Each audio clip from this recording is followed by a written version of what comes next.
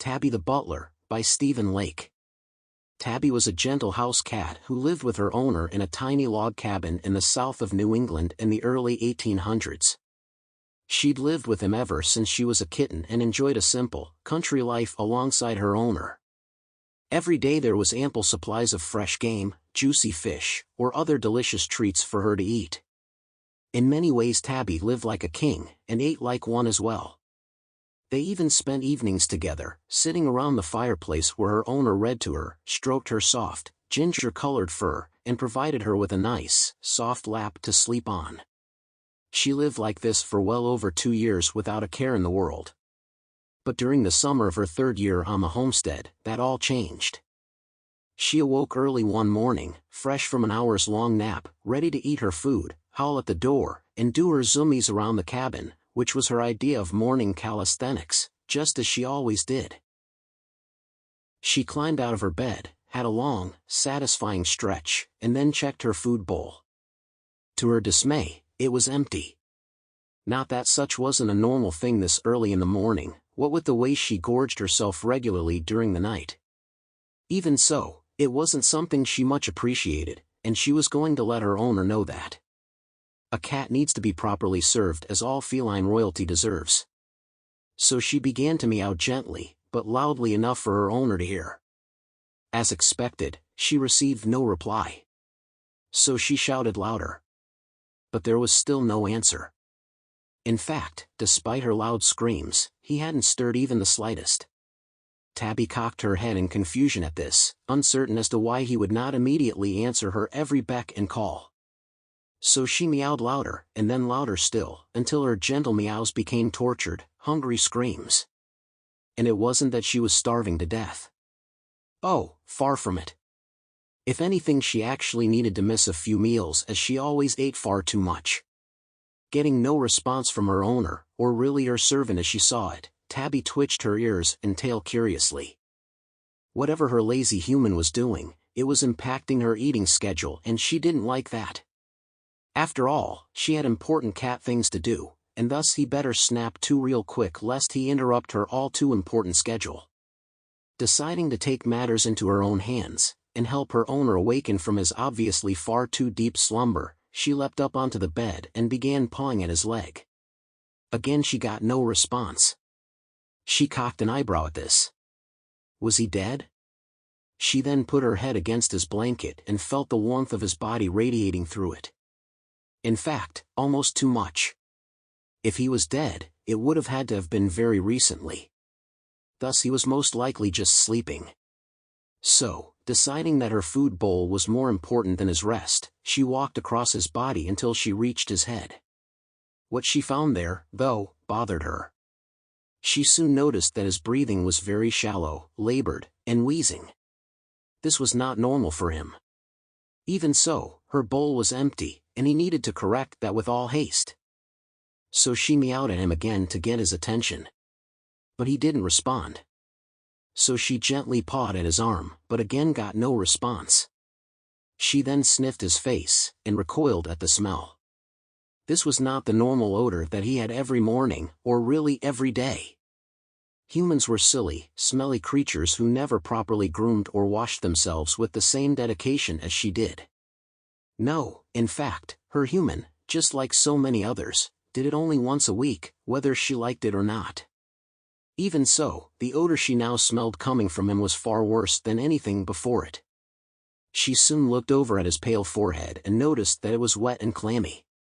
She then watched as small streams of water gently trickled down his face and splashed onto his already damp pillow, a trait that was also not normal for him. Seeing this, she wasn't quite sure what to make of it. So she again tried to rouse her owner. But he wouldn't stir. He instead merely groaned, and then went back to his quiet, rhythmic wheezing. She tried again and again to wake him, but ultimately was unable to do anything more than make him stir occasionally. Thus she contented herself with simply resting at his side and waiting for him to get up and fix her breakfast. But when he didn't move from his bed that entire day, or even the following one, Tabby became very concerned, and not just for her now extremely empty stomach. By the 3rd day he was looking considerably worse, and Tabby was getting very worried. Just then a mouse skittered across the floor. This caused her to perk up, and then crouch into a ready posture. The mouse soon stopped and looked up. Moments later, like a hail of death, she pounced on the little rodent in a flurry of claws and teeth. Within less than a minute no trace of the tiny animal remained, and Tabby found herself to be much happier. It may not have been one of the gourmet meals her owner always fed her, but it was food, and it would have to suffice for now. Yet, despite having her first meal in days, she couldn't get her owner's sickly predicament out of her mind.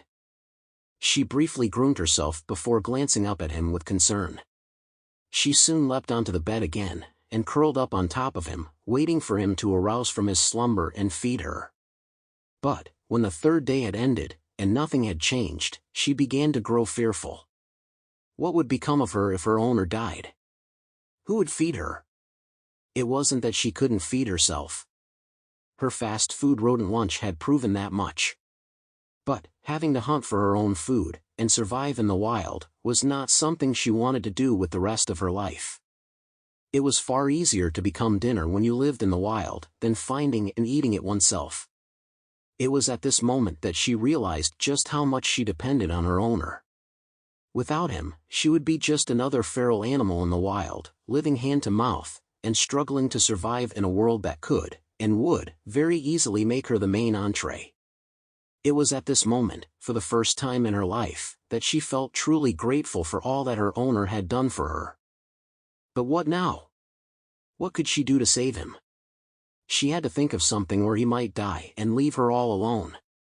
As she sat quietly on the bed, pondering this deeply, she turned her attention to the cabin door as she wondered if there was something she could do for him, or if she was resigned to wait until everything sorted itself out, be that for the better, or possibly the worse.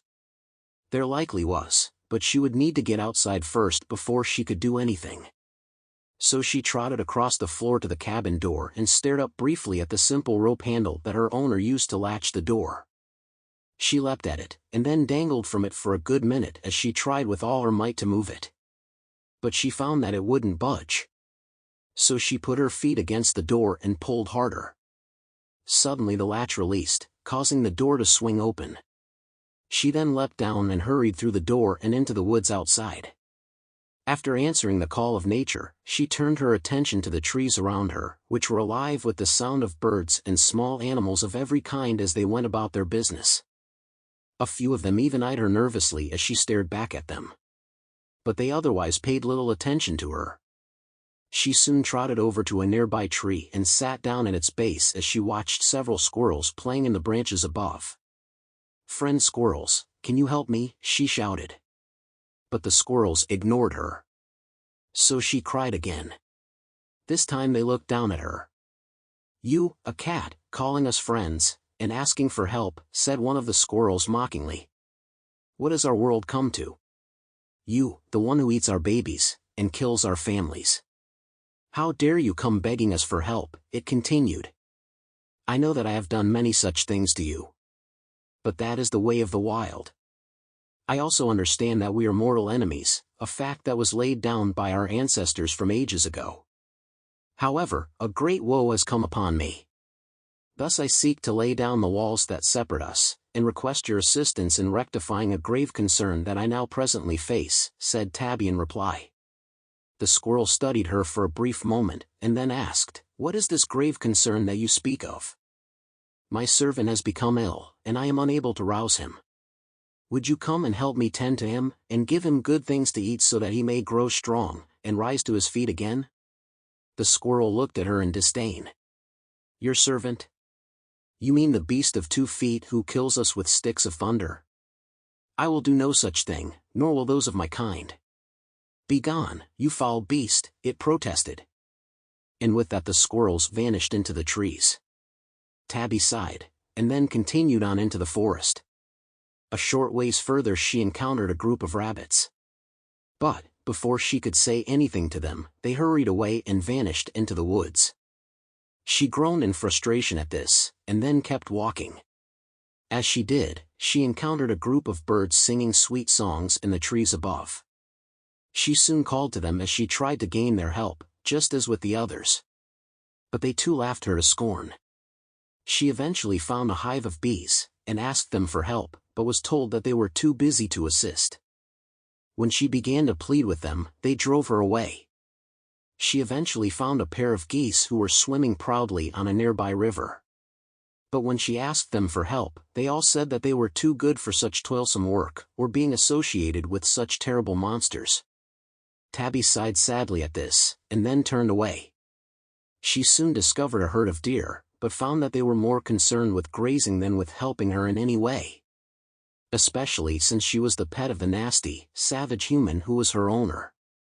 Eventually, after being refused by the forest animals time and time again, she gave up and began to return to the cabin. It was apparent that she would have to do this on her own.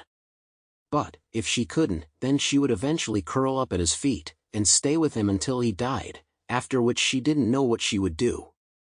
But as she continued to walk back to the cabin, she stopped suddenly as a wet, black nose appeared out of the grass in front of her. It was followed by the large, black head of a bear cub. Tabby immediately went stiff with fright as her hair stood on end and her tail perked straight up. She considered running away as fast as her legs would carry her. However, fear had frozen her so solidly in place that it would not let her move even so much as a whisker. As she stood there, stiff as a piece of stone, the bear cub walked slowly around her, nudging her gently, and sniffing curiously at every part of her body as he did. After a bit the bear cub sat down and smiled at her. "You're a funny little animal," he said. But Tabby didn't know what to say. Just then her mind snapped back to her owner. This caused her to relax slightly, even though she still remained ready to flee at a moment's notice. "I am a cat," she said nervously. "A cat? Such a funny little animal. Are you good to eat?" asked the little bear. Tabby shook her head. "Please do not eat me. My servant is ill and I need to make him well again. Therefore, I have come here to the forest to seek assistance for him." She then turned her head away and sighed. "But none want to have anything to do with me." "Your servant," said the bear cub curiously. "Yes, he is the human who lives not far from here in a great house of fallen trees." The cub thought about this briefly, and then perked up. The thought of seeing a human excited him. He then turned and hurried away. "Mama! Mama! Come look at the funny animal. She wants to take us to see a human." Tabby stiffened at this. She'd forgotten that wherever there was a bear cub, the mama would not be far behind. She decided that it was best to flee right now. And take her chances on her own. Rather than risk becoming dinner for the mama bear. But again her feet would not move. She was so frozen in fear that she felt like she was trying to fight her way out of a slab of ice. A moment later the mama bear appeared out of the trees and lumbered over to her where she gave Tabby a tertiary sniffing. The mama bear then cocked her head back suspiciously. "My son says that you're the pet of a human," she said. Tabby nodded squeamishly. "I am," she said, her voice weak and sheepish. The mama bear snorted. "I can see that is true, as I smell him all over you. As such, I should eat you right now out of sheer spite for associating yourself with such a monster. In fact, I should eat you anyways, as you would make a good meal for me," she said gruffly. But to her surprise, Tabby didn't run away. Instead, she bowed with her face to the ground and cried. This intrigued both of the bears. Most cats would have grown wings and flown faster than an eagle to get away from such danger. And yet Tabby was assuming a posture of submission to them both. After a moment Tabby looked up at them with saddened eyes. "Madam Bear, I am desperate. My servant lies sick at his house, and is in need of great care. Please, if you will, come help me tend to him. If you do, I will gladly give you anything in return, no matter what that might be," she said sadly. This impressed the mama bear. Never before had she seen any creature show such love for a human. Especially given how dangerous they were. Humans were a predator like no other that even her own kind feared. So for a little creature such as this to love a human so greatly, the mama bear surmised that Tabby's owner must be someone very special. "Why would you risk your life for such a foul beast?" she asked. Tabby sighed deeply as she pondered this question. Because he has been good to me, and looked after me my entire life since I was a kitten. And, while I may not have appreciated it in the past, his current sickness has made me realize just how important he is to me. And not just because of the food and shelter that he provides me. It is also the great love that he has shown to me these past several years, she replied. The mama bear studied Tabby curiously. Do you truly love him as you say? She asked suspiciously. Tabby nodded and waved her tail. With all my heart, she replied with a smile. The mama bear continued to study Tabby through narrow, slotted eyes as she tried to surmise if this was merely a trick or a legitimate request. What would you give me in trade for my assistance in saving your owner? She asked. Anything. Just name it, and I will gladly give it to you, if it is within my power to do so, replied Tabby, a hint of desperation in her voice. Even your own life? Asked the mama bear. This surprised Tabby. Did she truly love her owner so much that she would even give her own life to save him? She then sat quietly on the ground for several moments as she pondered this question, and then eventually came to an important, yet fateful decision. Yes, even my very life, if I must, she replied. Tabby then quietly pondered these words in her mind, wondering deep within herself what had recently changed within her that would elicit such a sacrificial response. Perhaps it was the memories of all that her owner had done for her, and the incredible love he'd given to her over her brief time with him. The mama bear could clearly see this in Tabby's eyes, and decided to probe further to explore the true depth of her convictions. Are you just saying this to trick me into sparing you, or does your word hold true to what you have said? She asked. Tabby straightened herself sternly at this. My word is true, madam. I will do anything, even willingly make myself your dinner, if you will only come and help me tend to, and heal my servant, she protested. Despite having originally sought after others to assist her in his care for the singular purpose of ensuring the continued filling of her food bowl and the longevity of her bountiful life of comfort, she was beginning to not only feel pity for her human, but also a love and a desire to protect him at all costs, even if that meant losing her own life to do that. Admittedly, she didn't want to die for him. But, at the same time, she couldn't bear the thought of him passing away because she had done nothing. Especially after all he'd done for her. She then looked up at the mama bear with tear-filled eyes, pleading for her to help in taking care of her owner. The mama bear quietly studied Tabby for nearly a minute, thinking through every possible scenario and outcome of this agreement as she picked apart each one of Tabby's words. Eventually she decided to help Tabby. But not before she was entirely certain of Tabby's motives. I will only assist you with your request if you agree to become my dinner when this is over with, she said. Upon hearing this, Tabby beamed with joy, much to the mama bear's surprise. I will, gladly, replied Tabby. This exuberant answer from the little cat surprised the mama bear, and yet pleased her as well. This made her grin with satisfaction. As you wish. Per your request, we will help you heal your servant, and, while I do not know in what way I may be of assistance to you, I will do all that I can to help. With these words, Tabby's heart leapt with joy. She knew the grim future that awaited her once the work was complete. But it would all be worth it once her owner was well again. The three of them then hurried over to her cabin where they found, to their great surprise, a group of other animals already gathered inside. As the three of them entered, the other animals quickly ran and hid themselves wherever they could. They then watched in amazement as the mama bear sat down next to the bed and studied the sickly human before her. She could have easily killed and eaten him right there, putting an end to his reign of terror among the woodland creatures. But instead, she felt compassion for him as she began to realize that he was no different than she was.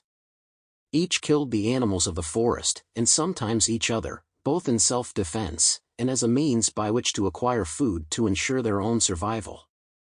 In many ways she respected this about him, knowing that, despite his weak and fragile appearance, he was a mighty predator, just like herself, and one that rivaled even her own kind. She then studied the cabin briefly before eventually turning to Tabby. What must we do first? She asked. We need water. That bucket over there is what he uses to retrieve it. Take that to the river and fill it, said Tabby. I'll do it, exclaimed the little bear. He then hurried over to the bucket, took the handle in his teeth, and hurried away. The mama bear grunted at this, but let him go anyways. "What else?" she soon asked. "We need to build a fire." "But to do that we need wood," said Tabby. The mama bear looked at the little cat and smiled. "Now that's something I can easily do. Wait here, I will be right back," she exclaimed. She then trotted out the door to gather some wood. All alone again, Tabby now needed to find something, anything, to fix her human to eat. But all of what was available to her was out of her reach, as much of it hung from the ceiling. She wasn't certain how she would get to any of it, but knew that she still had to give it her best effort. Just then 2 squirrels appeared out of the shadows and looked at her curiously. Eventually one of them scurried over to her and up onto the bed. This surprised Tabby. Normally they'd run from her. But this one seemed unusually brave as it briefly studied her with deep suspicion before glancing hatefully at the human. "Do you really care that much for this bloodthirsty creature?" asked the squirrel. Tabby nodded. "Of course I do. I've even pledged my very life for him." The squirrel's eyes narrowed suspiciously. "You really did that?" Tabby nodded, causing the squirrel to look at her in wonder. Either this cat was stark raving mad, or she was one of the most noble predators it had ever seen. After a moment the squirrel nodded, and straightened itself proudly. "Very well, then. How may I help you?" it said. Tabby was stunned at this. "You would willingly help me, even though you rejected me before," she said in amazement. "Anyone worth dying for is worth helping. Now, what can I do for you?" Tabby smiled joyfully. She then pointed towards a row of dried fish hanging from the ceiling. "Those up there. Bring me 2 of them," she said.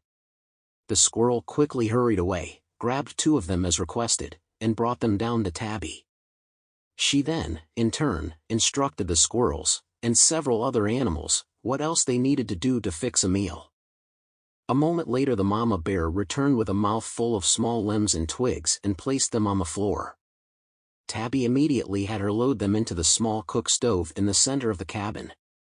As soon as she finished this, one of the squirrels carefully took a match from a nearby shelf and lit the fire.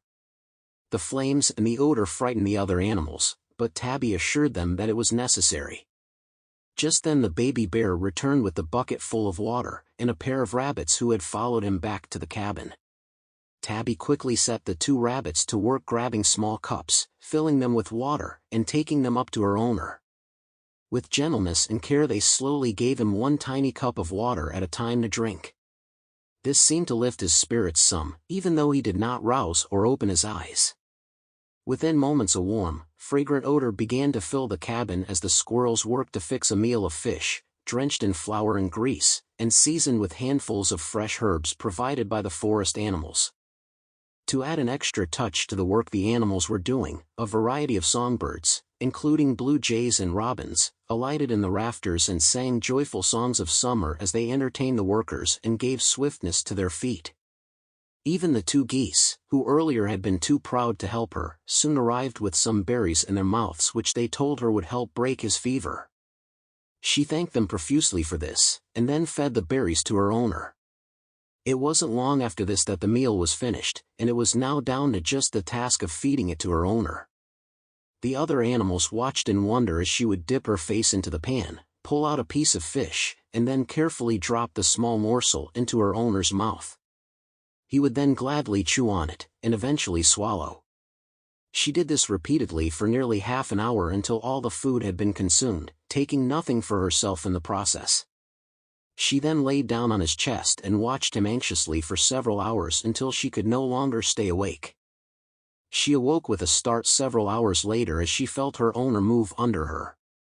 She looked up in amazement to find that the color had returned to his face, and that his breathing now sounded much clearer than it had before.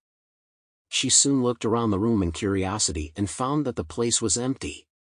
All of the other animals had already left some hours earlier, having finished helping her as best they could. She was pleased to see that they had been nice enough to clean up the cabin for her on their way out. Tabby was thrilled at this, and also excited that her owner was finally getting better. He eventually roused later that day and set about cleaning himself before enjoying a hot pot of coffee, after which he went back to bed.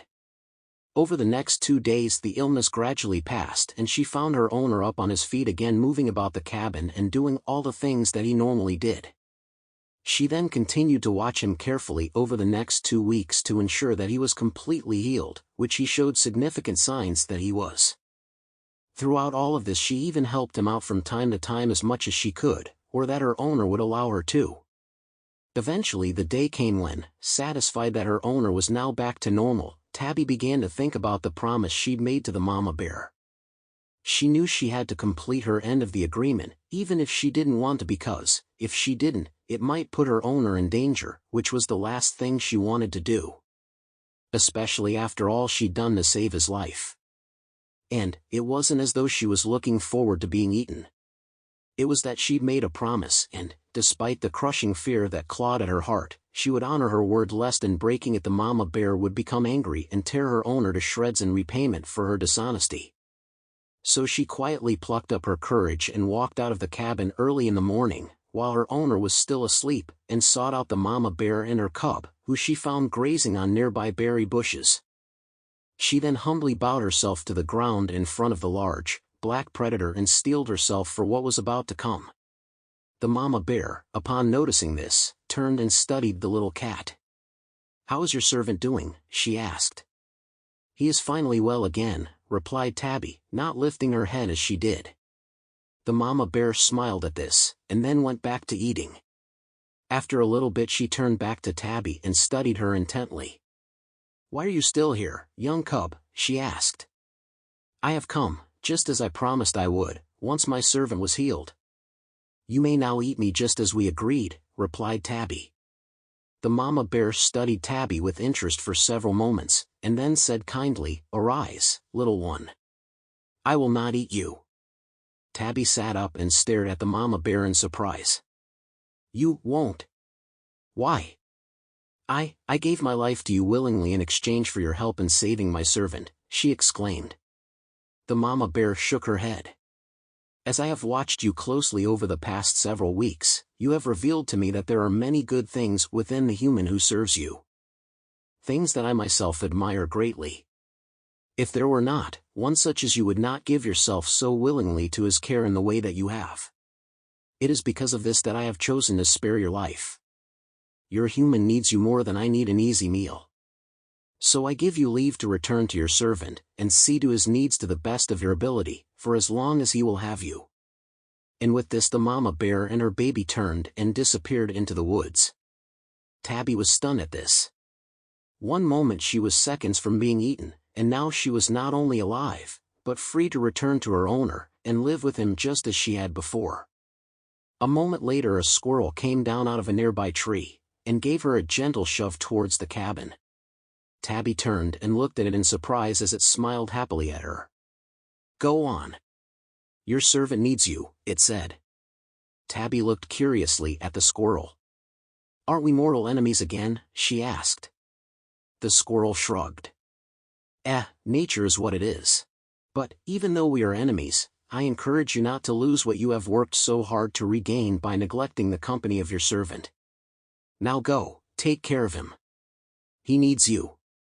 Tabby smiled, gently cuddled the squirrel, and then hurried away to the cabin to be with the one creature she loved the most, her human. The end.